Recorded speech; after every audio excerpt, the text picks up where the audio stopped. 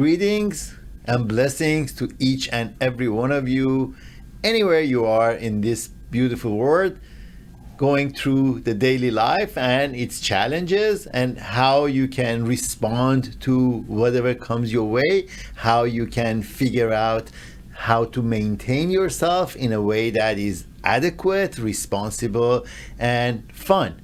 That's the subject of today's conversation, having fun.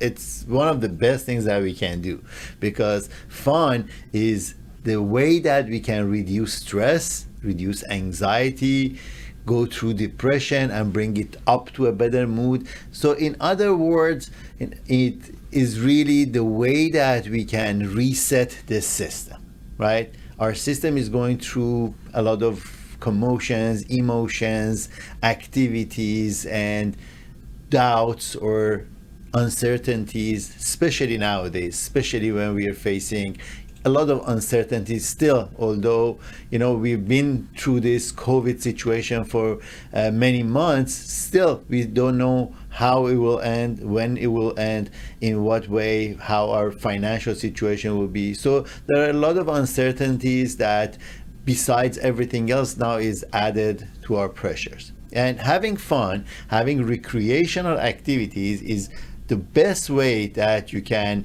let go of all the stresses and be aligned with yourself in a way that you're enjoying life in a positive way. Okay, so what is recreational activity? Recreational activity is a choice of experiences or patterns or actions that brings you certain satisfaction, feel good, and in other words, creating the endorphins or the happy hormones or serotonin and dopamine in your brain, which will give you that feeling of joy. Our body regularly should be making that when we are joyful and when we are happy and having fun. However, the other side of this spectrum is where fun changes into addictive behavior. Where is the cross line or the borderline of how much fun we have and how dependent we become on this fun activity that we have? So today's subject is really having fun, but how much of it? The flow of fun, this magical word of flow, how each one of us have an algorithm, a way of being comfortable, a way of going through everything in a harmonious way, in a balanced way. However, we may be out of balance in certain ways if we do too much or do too little.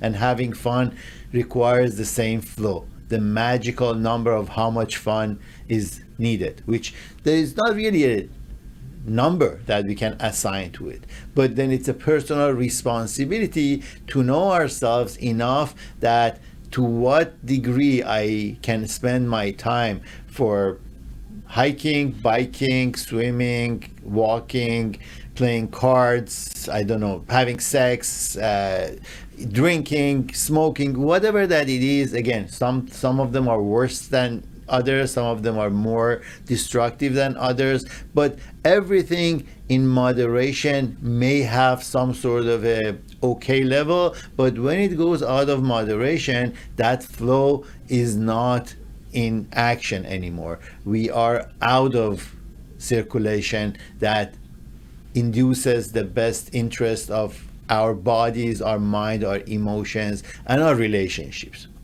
Addictiveness or indulgent behavior is the result of a vacuum inside of us, a void, an emptiness. And this emptiness cannot be filled with so much of these fun activities that we put in. So in order to really enjoy our fun activities, there must be a core level of us inside of us feeling confident, having self-esteem, having self-love. And once we have that level of satisfaction of ourselves, that is the time that the fun activities become what we're talking about and are needed for us to follow through and enjoy. So if we go based upon these principles, if we are all joyful beings, at birth, when a baby is born, they call the baby a bundle of joy, right? So this bundle of joy has no idea of all the difficulties of life or what is ahead. But then as this baby starts growing, the needs of life, food, cleanliness, protection, shelter, everything that starts looking for, we start looking at as a newborn, these challenges, they create a wall, a distance between us and the joy that we have inside.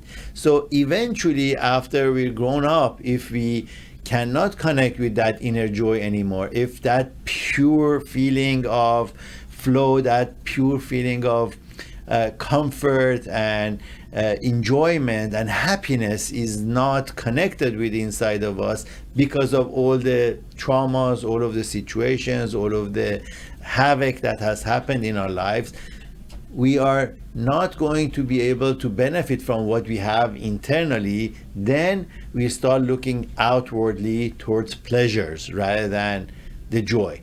But pleasure seeking and self-indulgent behavior, it's going to be replacing what we needed to have originally and our body was creating, but it doesn't. Now I'm going to be dependent on food, so I have to eat so much of so many things, and that creates obesity. Okay, or I have to smoke so much to numb myself, not to feel what I have, get high, and then that would be a problem. Or drink and just kind of become intoxicated and let go of all my issues for at least a few hours. Work, you can just go to work and you think, okay, it's great that I work, but then how much of a work, or how much of a sleep, how much of sex? All of these can become a vehicle for destruction, self-destruction, if they're out of norm, out of limit. So instead of pleasure seeking, self-indulgent behavior, or gratification, we need to understand that there is happiness inside of us and we need to connect with that happiness. But then if we cannot do that, we need to figure out why. What's happening to us that I cannot connect with this goodness that is inside of me. Generally speaking, the situation I see with many of the clients who I have the privilege of working with, both individuals and couples, each individual at some point has got hurt, and these hurts are almost like holes in our guts. Imagine that you have a container that has become like a calendar. It has many holes, and no matter how much water you pour in it, it just seeps through and goes out.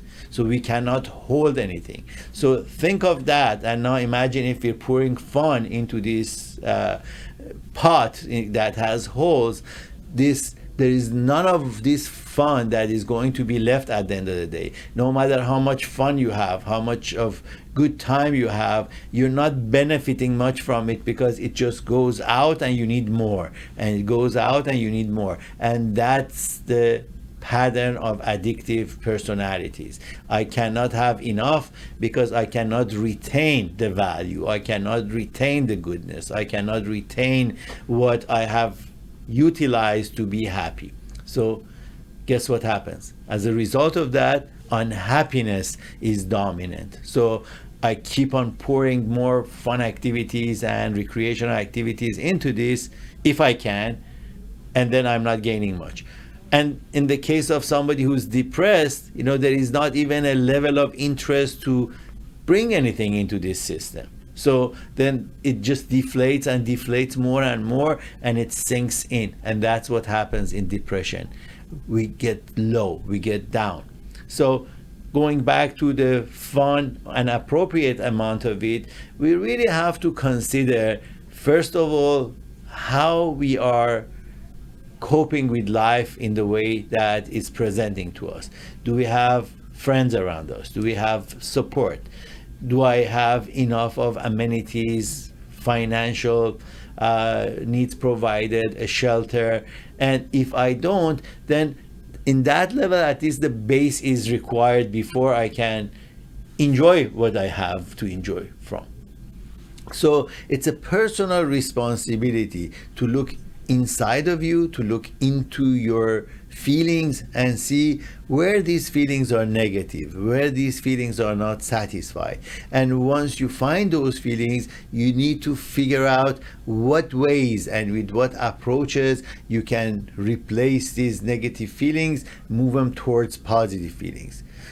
It's okay to have negative feelings. We all do, and we cannot be consistently happy because events are happening. But staying in that unhappiness is going to let us down. Utilizing recreational activities pumps a certain blood, a certain juice, a certain energy into us, and we are more motivated to do it. With clients who are depressed, when they come to me, the very first thing that I suggest to them after I teach them proper breathing is to at least take a short walk. If you're so depressed that you cannot really get out of bed, at least get up and go around the building one time. Go around your block one time. Then if you can increase it little by little, maybe you go 2 times around the block. But do something. There need to be some level of activity that you generate. If you do not move, if you do not really take yourself into a situation that is not comfortable but is a necessary thing to do, that's when you're motivated to get better. And then exercising and having fun activities bring socialization. Then you're not going to be alone or lonely. When you are acting in a way that, let's say, it's a sports activity or in any kind of a game, you're participating in something with others, with nature, with an environment that is different than your environment, you're already feeling better. Okay, so the recreational activity and the fun activity is like the grease to a chain in a bicycle. So if you do not have enough lubrication that makes this chain to go around and bring everything together and make it work, guess what happens? It gets rusty and we cannot really perform well and we cannot utilize what we have. I hope that makes sense to you. So self-soothing and escaping the pain are 2 different parts of us, because self-soothing is necessary, but escaping the pain is not. If we are in a painful situation, escaping it means not dealing with it, means not really seeing what's happening and turning our face the other way and not attending to what's bothering us. That's irresponsible. So we need to understand what is paining us. But then the soothing are the ways that we figure out how we can bring some calmness, we can bring some more balance into this system. So then as a responsible person, I have to figure out what is more soothing for me. Let's say if meditation is more soothing, then I attend to some meditation. If music is soothing, I'll do that. If arts, some people really enjoy looking at art, being around art, and art becomes that recreational activity that takes us out of that level of being in the blues and bring us back to the level of being happier and more joyful. So each person has different hobbies, different wishes, different wants, different desires, and when you are going after them, that creates also something else that we call excitement, which is totally different than anxiety. They're very close with each other, excitement and anxiety. However, anxiety is uncomfortable. Anxiety is worrying about something that is out of control and you're trying to control. It's like being on a roller coaster. When you're scared on a roller coaster, you're anxious. You're grabbing tight to the sides of the chair, and then with every move you almost die. But then if you're excited, you're on the same roller coaster. However, this time, instead of being anxious, you're enjoying the experience because it's fun, because you let go of things and you're feeling safe that nothing is going to happen to me, yet I'm going to be not in a comfortable position. There is a challenge that I'm facing. So challenge is not a bad thing. At the beginning of our conversation today, I said we're facing challenging times. Yes, we are. But challenge is not necessarily a bad thing, because we learn from each challenge. In this situation, with COVID situation, I have seen so many people, so many of my clients who are doing better than before. Why? Because they have realized that a lot of things that they were preoccupied with, a lot of things that their mind was stuck with, is not as important as they thought it would be. And now they have more time for hiking and biking and going out to the beach and, just having a little bit of more fun, although it may not be with many people close to them, but they're with their significant other or one friend or even themselves. You can do that. You can just put yourself out there in the nature, put yourself out there with activities that are a little bit challenging and you enjoy. There are always lessons to be learned in every situation, and I hope that one of these lessons that you learn is being in the flow of recreative activities. Balancing the Wheel, it's the book that I published about a year ago, has all of these aspects of flow that we talk about, especially about recreational activity. There are certain ways that you can find yourself getting more motivated to be engaged. If you're not engaged, I really suggest to look into why you're not engaged with recreational activity. What are you afraid of? What are you avoiding? What is it that's stopping you from being a better version of yourself? I invite you, I challenge you to take action, to take steps, to do things that you haven't done before. It doesn't mean that it has to be something very crazy, but it could be something that you wanted to do and you haven't done. Let's say, I don't know, if you want to jump from a plane, you want to parachute from a plane, that's something that you can do. It's just putting yourself out there and being willing to do that, because the safety is relatively safe and the chances of having an accident is not higher than being on the street in your own car. So you need to step out of your norm if you're stuck in your situations and take yourself into certain degree of unknown that creates more ability for you to see yourself as a brave person, as a doer, as somebody who's not afraid of life and enjoys life. Enjoying life is our purpose in life. We are not here to suffer, although suffering is a part of this journey. However, our purpose of life, in my opinion, is just how to enjoy life responsibly. And if we can do that, that's great.